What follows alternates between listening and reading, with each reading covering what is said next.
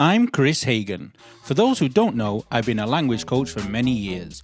In my career, I've taught a wide variety of people, from famous singers and radio presenters to doctors, uni students, and yes, even desperate housewives trying to find an English lover.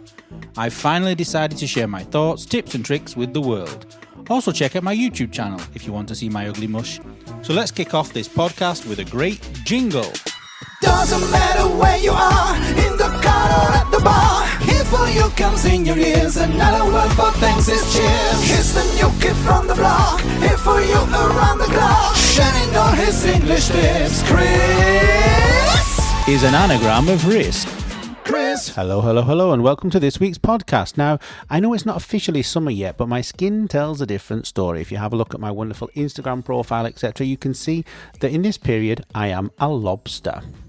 Now, yesterday I went for a picnic in the beautiful park of Monza. It's a gigantic park. It's amazing. It's beautiful. It's got a little lake with turtles and ducks and things like that. Also some very big fish. And I went there yesterday to have a little picnic. Now remember, when you go for a picnic, don't use cans of drinks, because if you do, insects can go inside and you can't see them. And so you end up drinking a wasp or even ants. Also a little bit of picnic etiquette. You know, I'm obsessed with my etiquette. Don't take sharp knives. Now, I know in some countries anyway, it's illegal to carry a knife around, as it should be. But you don't take sharp knives to picnics because you don't need them. Cut up everything beforehand. The only knife you can take is a blunt knife, for example, for spreading butter or for spreading pâté or whatever you take on your posh picnic. So remember these two little things: no cans and no sharp knives. Cut up everything at home. It's a lot easier. Just a bit of adverts. Do you have Instagram? Everybody has Instagram these days. Go and follow all our accounts: Kris Hagan Media, Cirque Magazine, Kris Hagan Language Institute, and if you're interested in what I'm getting up to on a daily basis, the real Kris Hagan. Also TikTok, Kris Hagan Official. Your daily dose of English is in your hands. Use me, say me, anywhere you want me. You got the power to use me right. Today, because I've been talking about having a picnic yesterday, I want to look at some idioms with the word picnic. Okay, if something is no picnic, what do you think it means? It was no picnic. Is it something positive or negative? Well, I'm using the word no, so what do you think? Obviously, it's negative, but what does it mean? Well, we use this when something is not really enjoyable, something stressful. It was no picnic. So, cleaning my car, getting rid of all the dead flies that were squashed to the windscreen, was no picnic. Hopefully, I won't want to be eating flies at a picnic, even if my dad always told me that there is lots of protein inside a fly. Don't know whether that's true or not. Maybe he just wanted me to not complain when I ate a fly. Now, if you say someone is a sandwich short of a picnic, what do you think it means? Now, obviously, if you think about it logically, it's the picnic that is short of a sandwich, not the opposite way around. But if you say someone is a sandwich short of a picnic, it means they're not very intelligent. Now, there are also two other versions of this: a sandwich shy of a picnic and a few sandwiches short of a picnic. You can choose. There are 3 picnic expressions there to choose from to say someone is unintelligent. Now, let's have a look at one more. What do you think to make something seem like a picnic means? Well, it means if you take a difficult task and make it seem a lot easier. So there you go. You got a couple of expressions, well, a few expressions. I don't remember how many now. 3 are the same, basically, and then you got 2 others, all about picnicking. Now I need food. Just a bit of adverts. On those dark, dreary days, or sunbathing on the beach, check out our YouTube channel for our videos about comprehension, vocabulary and pronunciation. There are even videos to practice your writing. Go to YouTube and type my name, Kris Hagan. It's as easy as that. And I beg you to fix it. Now, this week there are 2 things I would like you to fix. In English, the pronunciation of this word, I will spell it for you, biscuit, is what? Biscuit. Biscuit. Not biscuit, we're not speaking French. Or biscuit. I'm still not speaking French. I don't remember the actual French pronunciation now, but it's one of them too, I'm sure. But it's definitely not the English pronunciation. So it's not biscuit or biscuit. Okay, it is biscuit. Nice and easy and short and very, very precise. Biscuit. Now, the other thing, going back to picnics, how do you spell picnic? Well, picnic is spelled P-I-C-N-I-C. And as you are all aware, a picnic is a picnic. But if you use it as a verb, to picnic, the spelling stays the same, apart from when you use it with the gerund. We add a K. The C remains, but you also add a K. So, we were picnicking yesterday. The spelling is P-I-C-N-I-C-K-I-N-G. So remember, when it's a verb and you're using it in the progressive form with the gerund, you need to use the K. So these are two things I want you to fix this week. It sounded like biscuit, but not this week. She likes to go line dancing 5 days a week. She danced so much she had to get to her knees. Her cheese and onion pie is the very best. Or try her bakewell tart and forget the rest. La la la la, her name is Spot. La la la la, her name is Spot. We have Pat again here. Hello, Pat. Hello. How are you? All right, thank you. Still comfortable? Yeah. Your t-shirt keep on smiling. The G's around the corner. Positive. Yeah. So, tell us a little bit about your family life. Well, I grew up, which I think I've said before, In Gorton, yeah. In sunny Gorton. Yeah, which was... Home to Myra Hindley and... Yeah. But I was just a nothing special sort of child.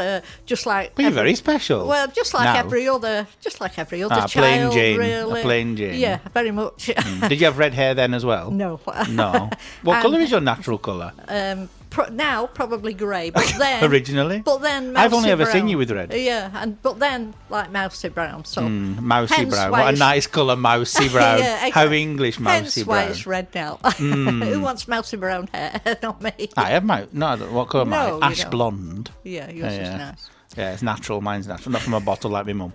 Okay, so go on then. Tell us about your family life. You have a sister. Yes, I've got one sister who's younger than me, and growing up, we used to play together, and not too many arguments, but siblings. There's only two of you. Yeah, only two of us. Siblings always argue, don't they? So we had just a normal amount of of bickering, probably. Throwing bricks at each other on a daily. Not quite that bad, but the thing that I always found was a bit, unfair. At the time, I thought it was unfair because I always was put in charge of her. Right. So like if I was going to the shop, take Angela with you, but So Angela's the name of your sister? Yes, Angela's the name of my sister. And it was a case of, take her with you, but don't forget to look out for her. And then if you're a anybody... babysitter? Yeah, so I was like the babysitter. And if anyone picked on us, they might have picked on both of us, but I got the blame because because you I didn't was stop older. it. And I should have stopped it. And I should have known better. And so it was things like that, I kind of... I resented at the time. So this thing of only having one sister, then you decided to research your family tree and things like this. What what got you into doing that? Well, just because growing up, I did know a couple of my mother's sisters when I was younger, but... That you met these people? Yes, I met them and still in contact. So with they them. Kept in contact only for a certain amount of time, because until we was about maybe 14, until I was about 14, and that was the reason for that was because my mother wasn't very well, so she was because she wasn't very well, she kind of lost contact with them. They were for what reason I really don't know, but because she lost contact with them, I did. So we didn't. So I didn't. And my father's family, I never knew any of them. Right. So as I got older, I wanted to find out more about. Hey, you want to know the missing pieces? Yeah, I remembered when I was about 7, my gran died, and so I only had a vague recollection of her. Didn't know my granddad because he died before I was born. Right. And my mother never used to tell me that much. So that was why I started, researching my family tree, yeah. And I knew certain things like, that my granddad on my mother's side was sort of my mother's father. He was a bookmaker, and I knew. So from that, I found the census first of all, and then I went back and found out that they were from Ireland. Actually, a lot of them. Now this is where the red hair comes from, not from a bottle, from Ireland. Well, it was funny because when I was like in my teens, people used to say, "Are you Irish?" And I'd say Irish Top descent. of the morning, tea. I'd say Irish descent because I was always told I was Irish descent. Right. But I didn't know from where, really. Hey, you didn't know if it was true either. I mean, no, really, no. But anyway, so I found out then that, my grandparents on my mother's side, they were from Ireland. But Southern Ireland or Northern Ireland? Southern Ireland. I think my granddad actually was from Northern Ireland. Ah, okay. I think he was from Northern Ireland. Not so much my grandma. No, she wasn't from Ireland. She was born. I think she was born in. I can't think where she was born now. Actually. She was born somewhere, that's for sure. Yeah, but it was in England. Yeah, it was in England there. But then so it was my granddad's side was Irish. So then on my father's side, his parents, they were both born in Ireland. Oh, okay, so you're proper Irish. You've got lots of Irish in you. Yeah, well, they were both born, and I'm trying to find his mother. I cannot find for love nor money. Do you remember the name? Let me. No, not McCown, because that one. I'll think of it in a minute. When I'm thinking too much. Too many names now all at once. Yeah, but I'll think. So you found out quite a lot then, but you've not met any of these people that you found, like cousins, only things like that. Well, his first cousin once removed because it's my cousin. His first daughter, cousin once removed means your cousin's child. Yes, just for people who don't know. My cousin, I found his child. Right. But having said that, although we've communicated, we've not met. Are they here? Are they nearby? She actually lives in Spain. Ah, okay. Get cheap holidays, get free accommodation, get in touch. But I would have, and her mother's still alive. So, so her mother was married to my cousin, and I would have, but they were divorced, and I would have liked to have spoke to her to find out what life was like for them, but they haven't been very forthcoming, so I don't really like to, you don't want to push them, no. But if they listen to this, they can find out that you want to visit and you want a free holiday. Yeah, that's true. But what I'd like to do is perhaps do a DNA test with one of the these companies that sites. Mimi did one of them. Yeah. At first I used to think, well, what good would it do if nobody else, had done one? But they can trace, like... You find a lot, I didn't realise until watching Long Lost Family, which is programme... The English program, yeah. There is one, an American one as well. But I didn't realise before watching that you just send your DNA and they can find out quite a lot. Well, you'll have to let us know the results. And we'll find out that you're really African. That's why you have red hair. All right. Thank you very much, and we'll speak to you next time. Thank you. You need to activate your sexy.